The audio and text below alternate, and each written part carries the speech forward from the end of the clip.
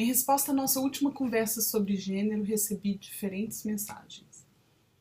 E me chamaram a atenção algumas que diziam coisas como: a discussão de gênero com crianças é precoce, estão querendo impor um comportamento que seja diferente das características físicas da pessoa, ou ainda: mas a quem interessa essa discussão mesmo?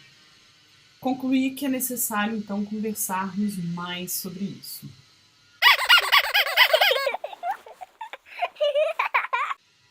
Podemos pensar na família como o primeiro contexto em que gênero funciona como enquadramento do indivíduo em papéis e relações sociais, porque nela se iniciam os esforços de organização social fundamentada em sexo, sobrevivência e o bem-estar das crianças. A família é, portanto, uma fonte de entendimento do que é cultura e do que são arranjos sociais. Na família, gênero define expectativas e comportamentos. Por exemplo, quem faz o que na manutenção do lar e no cuidado das crianças. Essas expectativas são criadas entre os membros da família, uns em relação aos outros em um lar, mas também em relação a outros parentes, vizinhos e a qualquer pessoa que tenha qualquer tipo de interação com a família. Expectativa é a antecipação que cria o sujeito e, portanto, o papel dessa pessoa no lar. Esse entendimento do indivíduo começa pelo gênero, que também é ponto de partida para os julgamentos. Em uma família formada a partir do padrão heterossexual, e aí estamos falando aqui de família constituída por mãe, pai, criança ou crianças, gênero é a maneira mais poderosa, no sentido mesmo da relação de poder entre os indivíduos, de organizar espaço. Mais poderosa até do que dinheiro e classe social, já que em nossa cultura essas diferenças são menos recorrentes dentro do núcleo familiar. Resultado concreto disso é que, em geral, quando mulher e homem se casam, o trabalho doméstico é maior para a mulher e menor para o homem. Quando nascem as crianças, as mulheres, em geral, são quem reorganizam a agenda para dedicar à família, para se dedicar mais à família. Nesse cenário, a compreensão de gênero se torna as lentes pelas quais percebemos relações materiais e emocionais. A família é a fundação das relações na sociedade. Portanto, é a origem também de conhecimento sobre nossa cultura e sobre a organização que ainda mantém desigualdade de gênero no mundo contemporâneo.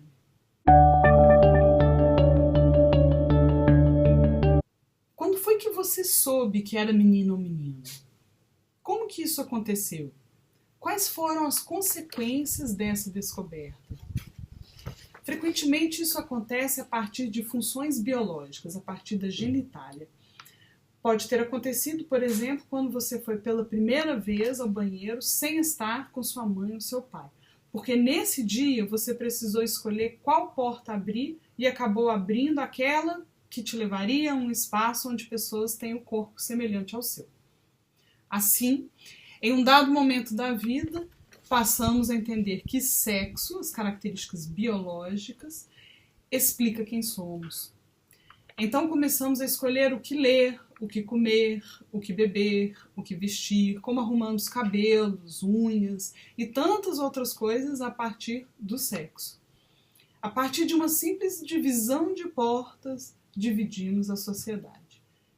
O mundo material é fundamentado no gênero, ou seja, é generizado.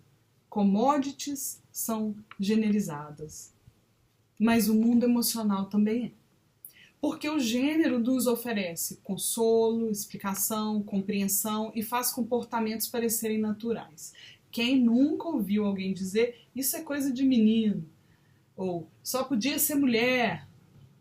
O poder do gênero é o poder de controlar o indivíduo ao longo da vida. Isso acontece consciente e inconscientemente.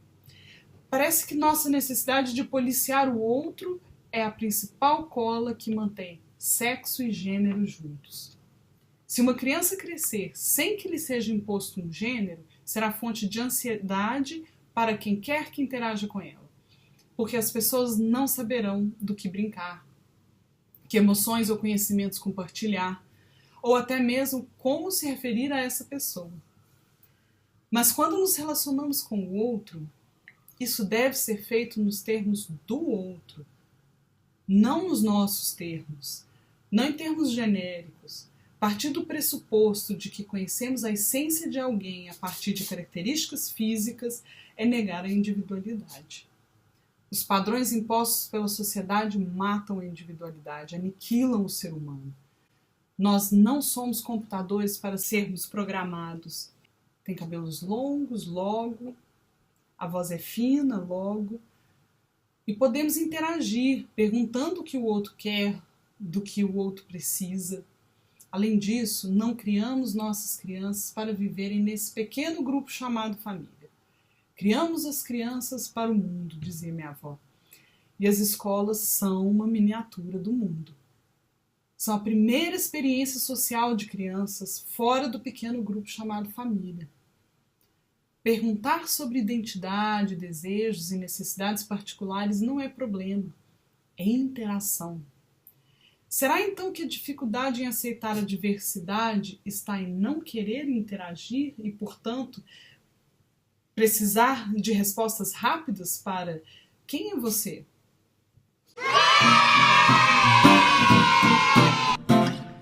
Se o mundo é diverso, as escolas também devem ser. E tudo bem se um professor ou professora tiver que perguntar a cada estudante sobre sua identidade. Em qualquer contexto, devemos nos relacionar com a realidade do outro e não com o que esperamos que o outro seja, com nossas expectativas ou antecipação. Isso significa dialogar, deixar vozes falarem, ouvi-las e conviver com elas. E tudo bem se são vozes diferentes. Não precisamos controlar a voz do outro de modo a torná-la nossa. Qualquer pessoa, em qualquer posição, deve poder falar.